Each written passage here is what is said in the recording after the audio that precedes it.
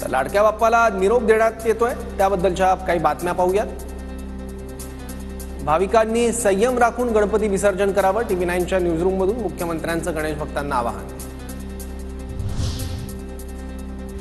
राज्यभरातील भाविक आज आपल्या लाडक्या बाप्पाला निरोप देणार। गणेश विसर्जनासाठी राज्यभर तयारी पूर्ण, तर पोलिसांचाही कडेकोट बंदोबस्त। लालबागच्या राजासह मुंबईतील सर्व मोठ्या मंडळांची विसर्जनाची तयारी पूर्ण, भाविक उत्साहात लालबागच्या राजाला निरोप देणार। मुंबईच्या राजाची विसर्जन मिरवणूक सुरू, गणेश भक्तांमध्ये उत्साहाचं वातावरण। चिंचपोकळीच्या चिंतामणीची विसर्जन मिरवणूक सकाळी 10 वाजता सुरू होणार। मंडळाच्या कार्यकर्त्यांकडून विसर्जन मिरवणुकीची जोरदार तयारी। अनंत अंबानी चिंतामणीच्या चरणी लीन, पहाटे जाऊन घेतलं दर्शन, मंडळाकडून अनंत अंबानींचा सत्कार।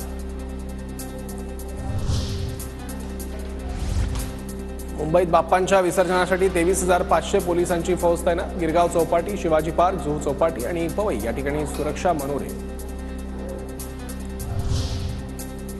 श्रीमंत दगडूशेठ हलवाई गणपतीची विसर्जन मिरवणूक दुपारी 4 वाजता सुरू होणार। यंदाही तीच परंपरा कायम ठेवण्याचा ट्रस्टचा निर्णय।